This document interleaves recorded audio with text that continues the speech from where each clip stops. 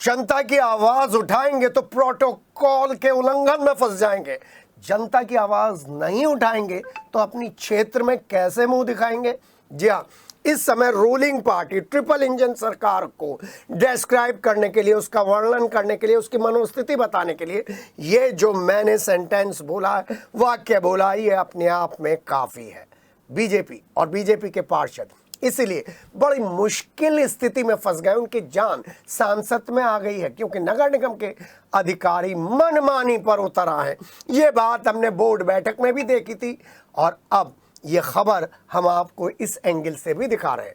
जन्म मृत्यु प्रमाण पत्र से लेकर लाइटिंग व्यवस्था तक जीरो,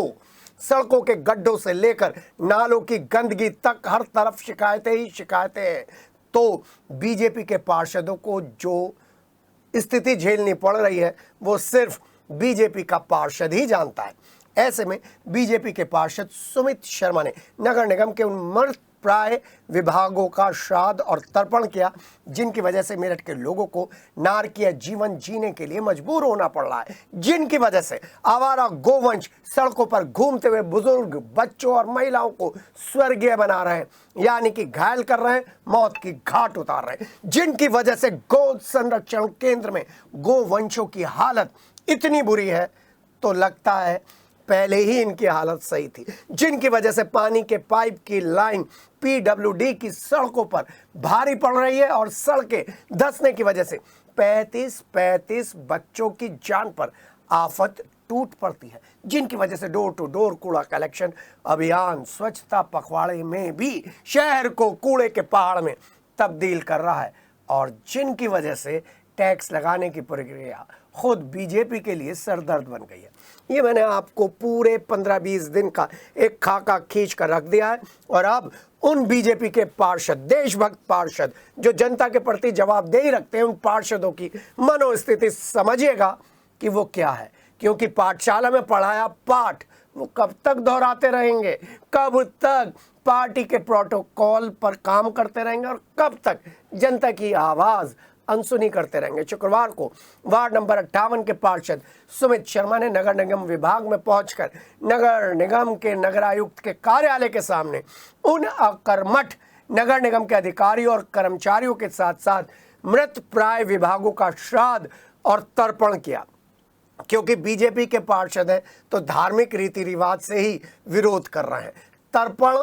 और श्राद्ध सिर्फ इसलिए किया क्योंकि ये सारे विभाग सिर्फ और सिर्फ कागजों में ही जीवित नजर आते हैं, धरातल पर तो दम तोड़ चुके हैं नगर निगम के वादे, नगर निगम के काम करने के तरीके। भाजपा पार्षद सुमित शर्मा ने कहा कि यह मेरठ नगर निगम की सुनियोजित साजिश है जिसमें वो सरकार की छवि धूमिल करने का मेगा प्लान बनाकर आए और इसी वजह से लो वोटिंग परसेंटेज होती है। बीजेपी के पार्षद सुमित शर्मा ने कहा ऐसे निगम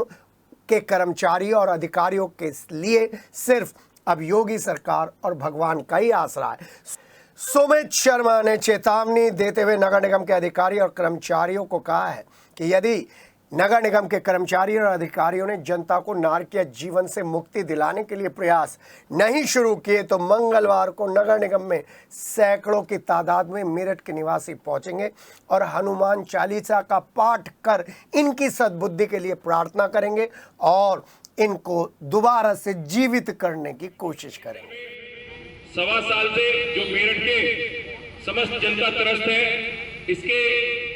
इसको लेकर जो जीवित लोग मृत वाला व्यवहार कर रहे हैं, जो अधिकारी बिल्कुल अपने को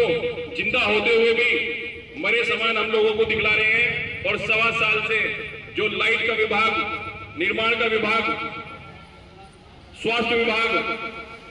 संपत्ति विभाग, ये जितने भी लोग हम लोगों को बिल्कुल मरे समान, ये अधिकारी जितने भी अधिकारी हैं, ये हम लोगों को जब भी हम इन लोगों के सामने अपनी बात रखते हैं हमें टाल मटोली कर हमें आगे टरका दिया जाता है। आज श्राद्ध मास में हम लोगों ने इन लोगों को सद्बुद्धि के लिए आज श्राद्ध का कार्यक्रम कराया है।